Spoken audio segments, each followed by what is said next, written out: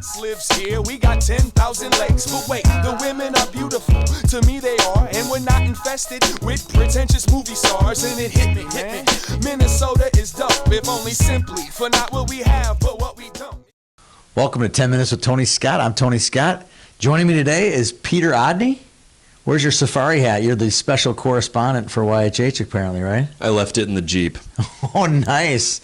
You're kind of like the guy from Curious George. Yeah, except I don't have a monkey. You know, a monkey? Instead, I'm a monkey. Instead, I watched Squirts, which Nice. are their own version of monkeys. Yes, which is a great segue into last weekend. You saw some mites and some squirts. Talk to me a little bit about the squirts, because we don't cover the mites yet. Nope. Officially.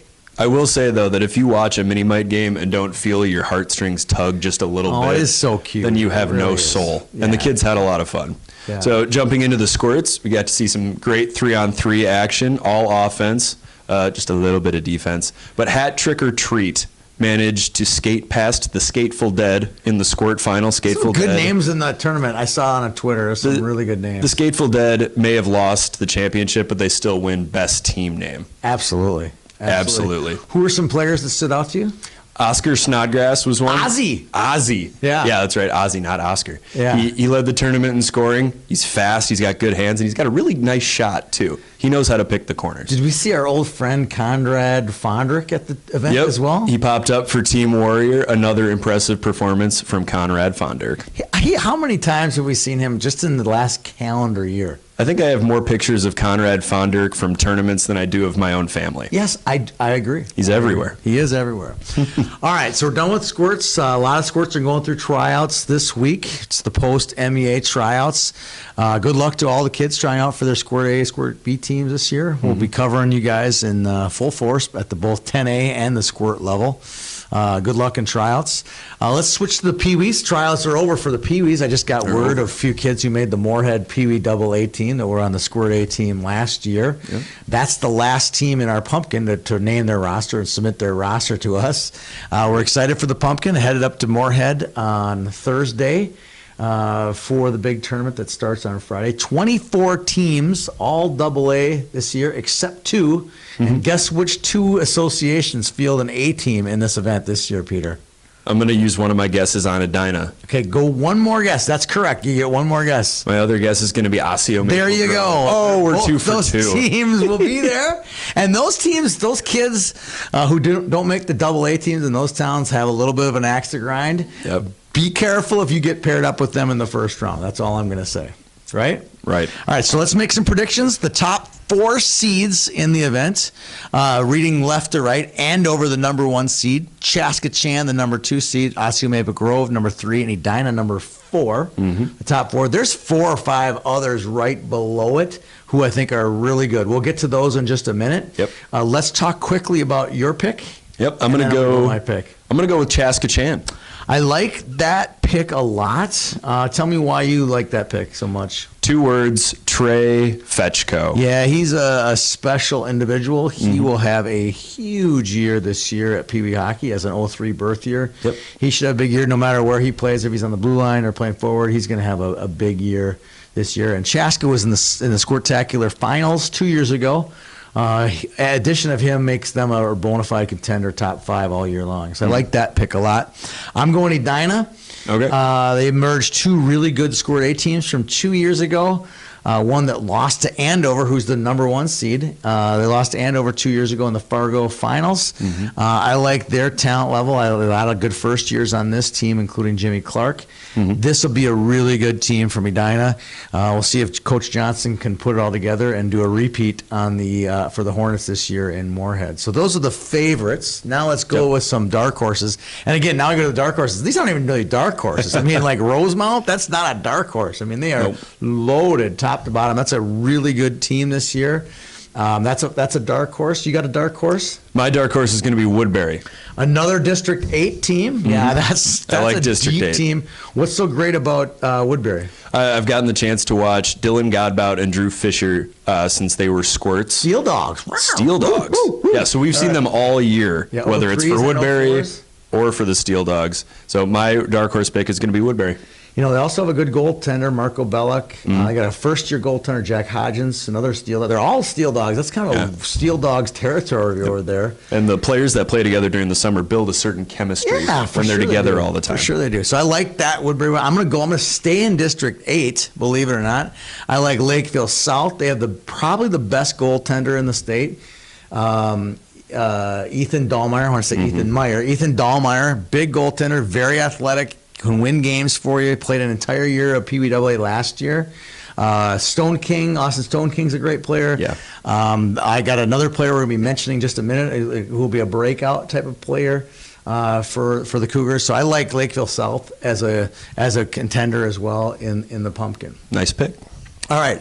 Now there's 3 players that I got breakout players, and you've seen a couple of these guys for sure. One for sure. Joe Gensel, Lakeville South. Big defenseman. He's going to have a big year this year. Big boy out of Hermantown, Gavin Blomdahl. That's someone we're going to write that guy's name down a lot this year. And then finally, one that we both definitely agree on. He was in our combine last summer from Osseo Maple Grove, William Matsky. Very impressive player. Yeah, he plays. He's got a really high end motor. Plays in 5th gear a lot, if you know what I mean. He's got a great shot, and he's big. Ooh. He's big, so he's not going to get knocked off the puck very often. He's going to be the kind of player that's really going to break out this year. Right. I mean, we obviously know some of the big names, Jackson Blake and Betchko, and some of those names are really names we're going to get to know a lot. But here's 3 that I think they're going to have breakout season at the Pee Wee level. I agree. All right, I want to switch gears a little bit to Bantams. Yep. What do we got at Bantams? We have our first rankings came out, so we had a little data. So we pulled out some rankings. Let's talk about a couple of those teams. Yep. Tony took a look at your staff rankings. We've got Stillwater coming in at number 1, followed by White Bear Lake at number 2. Okay, so Stillwater number 1. That was kind of an obvious pick. They dismantled a couple teams up at the Centennial Preview this past weekend. They will not have the services of Adam Isley. Adam will be playing high school. He's a 10th grader, by the way, and he'll have a chance to play with his brother on the high school team. So no hard feelings to Adam there. Yep. He does have Bantam eligibility. Nonetheless, they have a really solid team. They have likely one of the best Bantams in the state. Noah Tussey on their team. Yep.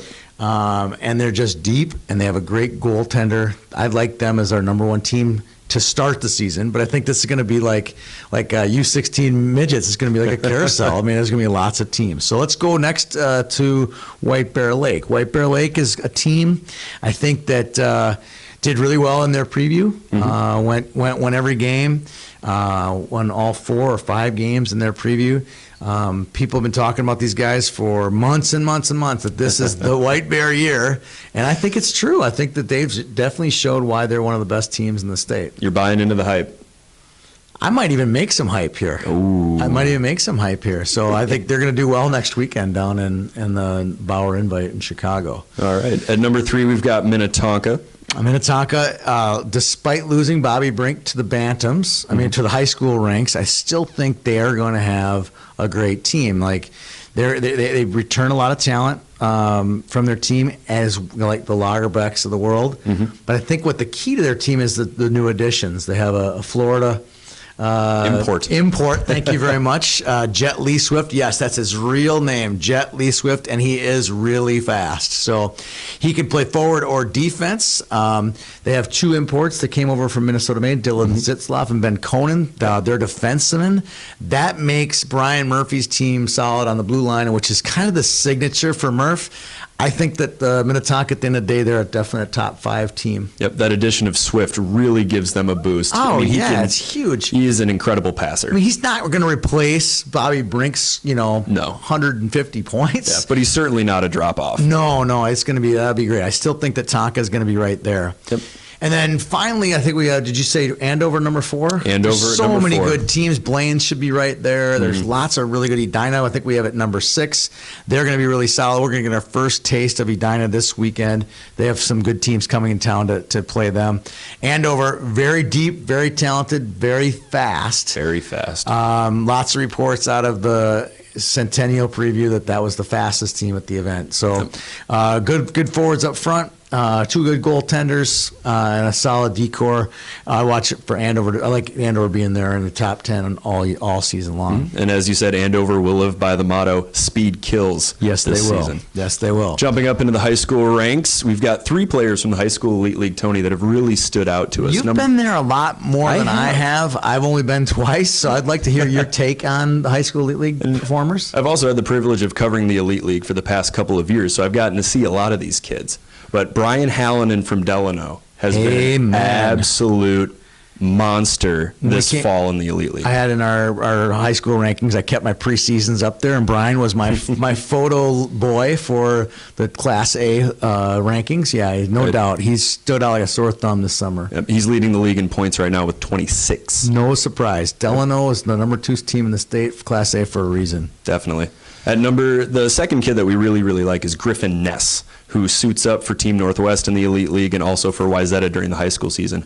And Griffin is one of those players that has progressed really, really nicely in his time with the Trojans. So, yeah, he was as a 9th and 10th grader. He was 3rd, 4th line guy. Scrappy. Didn't score a lot of big goals points, but just if you don't remember, in the semifinals against Stillwater, game-winning goal. Griffin Ness. And he's just propelled that. In the Bantam Elite League 3 summers ago, 2014, he was probably one of the best players in that league. So no surprise here that Griffin is finally budding into a superstar at the high school level. Yep, he's in the top 10 in points in the Elite League. All right, who's your last guy? My last guy, speaking of Isleys. I know, it's like the Isley brothers. Oh, wait. Goaltender Seth Isley has to fill Josh Benson's pads at Stillwater this year, and he looks like he's going to be just fine. 6'6". 6'6". His pads are bigger than Benson's pads. I'm telling you right now. And right now he's at the top or near the top of goals against average and save percentage in the Elite League.